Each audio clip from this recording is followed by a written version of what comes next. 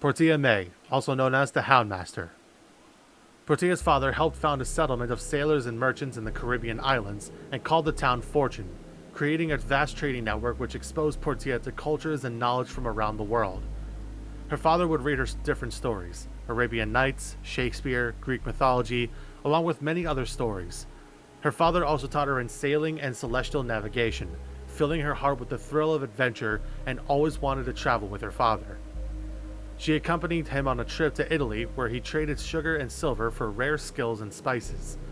They also got a litter of Corso puppies, which her father would have them trained as hunting dogs, and as a birthday present, she can keep the strongest of the bunch. She named them Caesar, King, Shah, Athena, and the rud of the bunch, Snug. Before they got to do their training, though, a violent storm pushed the ship off course into an area controlled by freebooters. Her father tried to steer the ship to safety, but Mad Moloch attacked them with his ships and took control of Nightstream. Those that survived the attack were pitted against each other in fights that Moloch and his crew would place bets on, leaving her father to refuse to fight. He would then be tortured and killed by Moloch's son Tarek. Keeping Portia alive, they would use her to get to Fortune, pass their defenses, and start a raid onto the town, burning it once they were done.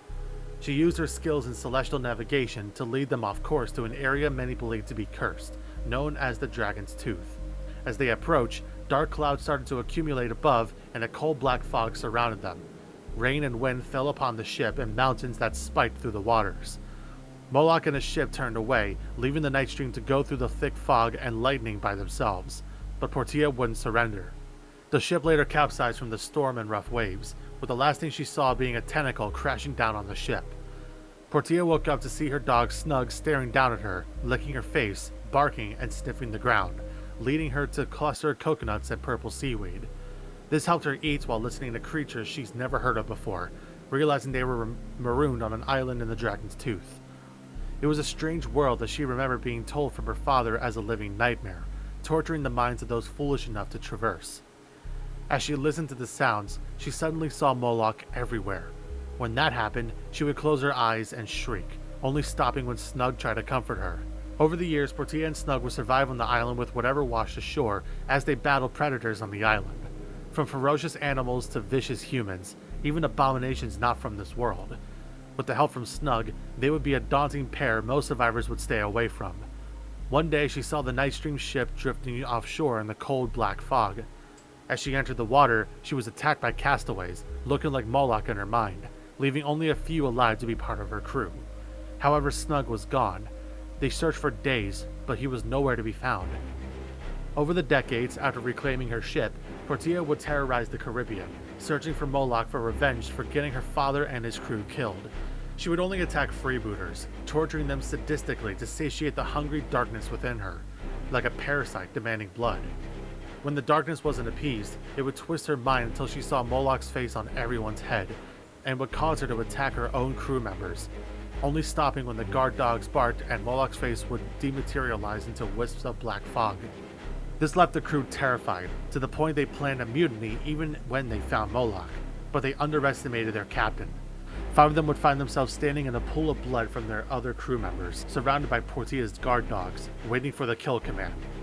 Portia knew catching Moloch would require as much help as she needed, so she showed them mercy, ordering them to clean up the deck and feed her dogs as she steered Nightstream into Mad Moloch's island. Once they arrived, Moloch himself was out on the high seas, but they captured his son Tarek and imprisoned him, in preparation for his father's return.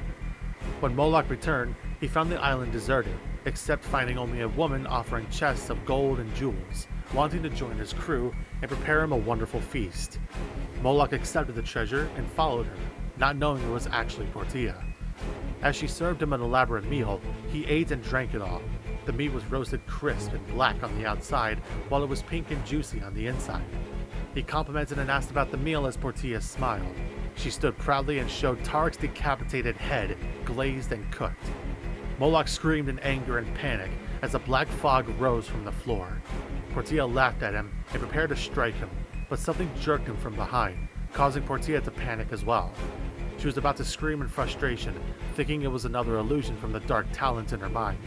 That was until she heard the impossible, barking. It was Snug. He had Moloch's scent, and not wanting to lose both her lifelong enemy and her long-lost friend, she charged into the fog. This is why dogs are always a man's and woman's best friend. Her ability, known as Scent of Blood, allows her to give commands to her fellow companion Snug. And yes, you can pet him.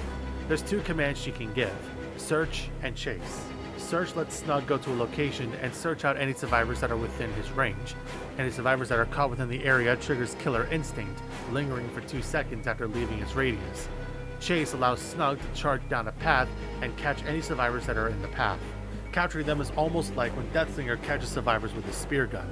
This causes survivors to suffer from hindered and incapacitated. Being released protects them with endurance.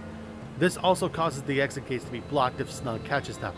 This also lets Snug leap over down pallets and windows, catching survivors off guard. It's quite a challenge to get used to, but at least it highlights the path where Snug goes. It all comes down to timing.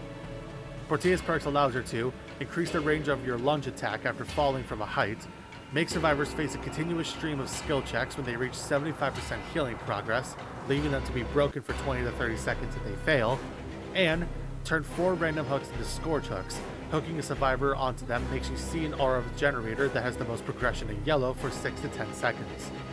Overall, I would put her in C tier. Not the best, not the worst. It definitely makes her unique as she has her dog capture and search for her.